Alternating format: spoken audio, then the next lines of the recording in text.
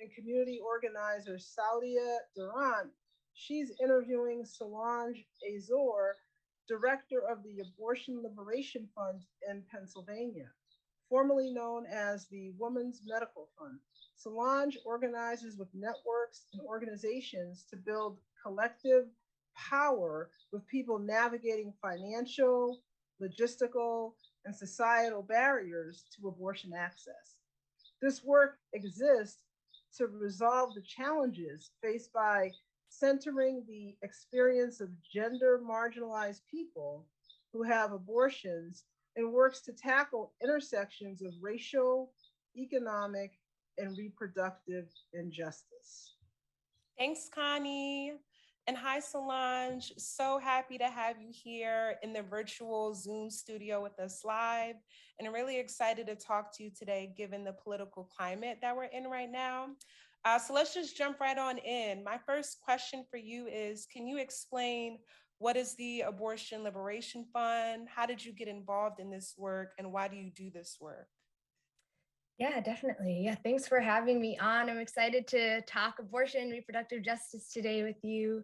So the Abortion Liberation Fund was created in the 80s in response to Pennsylvania passing legislation that prohibited Medicaid from funding abortion. So the founders realized that there would be, given the devastation that legislation would create, would be fruitful to invest in making sure that bridging the access gap that was about to be created for especially poor and working class communities. It was also founded by white women, which I think is important to say because, they have a different investment and understanding of the experience of poverty and state control. So for a long time, it existed as a single issue organization that, was more charity than solidarity. And in the last 5 to 10 years, there's been a real transformation towards being more anchored in solidarity and justice and more away from reproductive rights and single issue abortion concern and more towards, reproductive justice. And today we are still funding abortions. We are building up a community organizing program. And like was shared in the intro, have a lot of really, thinking of creative strategies to bridge the gap of abortion oppression in this state. And so I'm kind of new to the organization. I joined in December, at the end of 2021 in December, but I've been in this work for a while. I have always been invested in gender justice. While I was in college, I studied women, gender, sexuality, and was getting really excited about the ideas and the movement behind reproductive justice. I also had an abortion in college, and that was a really formative experience and really got me wanting to better understand, the history of abortion oppression and how it intersected with all these other models of oppression. And I'm also a doula, and I was practicing as a community doula for a while, and also got to see a different side of pregnancy and families through that work. And and I guess a combination of those things landed me here as one of the organizers at the fund. Awesome. Well, we're so lucky to have you. So appreciative of the work that you've done. And you actually touched on a few things that I wanted to raise in this next question. So what do you see, for folks who are on the ground attempting to remove any sort of barriers to reproductive justice? What do you think are some of the biggest issues and some of the biggest misconceptions about reproductive justice and abortion access? Oh my gosh, if I had 30 minutes, I could talk nonstop. I'll speak to abortion specifically first, and then, I'll look a little bit more broadly at reproductive justice. But in Pennsylvania, it is so hard to get an abortion. First of all, the cost, right? An out-of-pocket abortion, which again, if you're on Medicaid in the state, you're paying out of pocket, can cost anywhere between $400 and $3,000, right? And that's also not factoring in maybe you have to travel, all these other logistic costs. That is a lot of money. And then you also have, a whole set of decades worth of legislation that was passed to make it even harder on top of that. So we have a 24-hour waiting period. We have medically inaccurate state-mandated counseling. We have, in the state, I think about 85% of counties don't have an abortion clinic.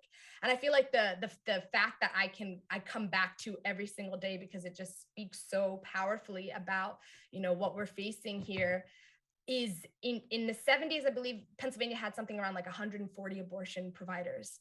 And today, and that was in the whole state, right? And today in the whole state, I don't even know if that we have a dozen. And I mean, yeah, I think that speaks for itself. But looking again, at reproductive justice, because as we know, like abortion is not just about whether or not you can get an abortion, right? Reproductive justice, the like tenets of it, as was created by feminists of color in the 90s, is the right to have a child, the right to not have a child, and the right to raise families in safe and sustainable communities. So when you're also thinking about, reproductive oppression, here in Philadelphia and Pennsylvania, what stops people from the right to safely parent or the right to even, think through a decision whether or not to have a family is, racial capitalism and its effects. So that's housing injustice, right? That's having under-resourced communities, food deserts, environmental racism, prison and policing systems, the medical industrial complex, which, I think in Philadelphia, like many other cities, the rates of perinatal mortality for Black birthing people is significantly higher than their white counterparts. And again, that's a product of the fact that our medical system was designed to, include anti-Blackness in its structures. So yeah, there's a lot that, limits everybody's ability to have a family and to have self-determined paths of reproduction, but especially for people who are marginalized or multiply marginalized. You can imagine all those things are felt like tenfold. Yeah, it's a lot. Dropping gems all day long. Thank you, Solange. Right. I think you really unpacked all the different layers, right, that go into this conversation. And obviously, this isn't a conversation that's ever out of date, right? We know that recently in early May, there was a memo released from the Supreme Court with details of officially overturning Roe versus Wade. Can you give me your thoughts on what this, could mean for marginalized communities and who this will impact? Yeah, definitely. Yeah, I appreciate you asking. The memo is devastating to read.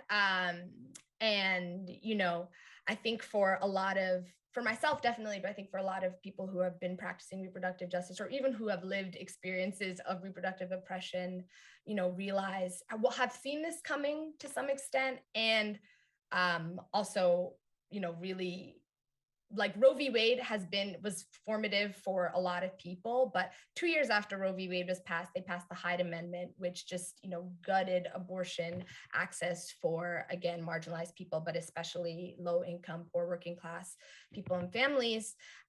So for so many communities, and especially the people who are calling our helpline, like our communities, Roe never offered the protection that, people I think it has, because there's just been such a constant and targeted and successful attack on reproductive autonomy. And I think there's, a feeling of grief and loss for, the centuries of that happening. But also there's a real grounding in the reality that, people will always have abortions. History has shown us people need abortions. They will care for abortions. What I'm afraid of now, obviously, is the increase in harms and consequences that comes from having the state target.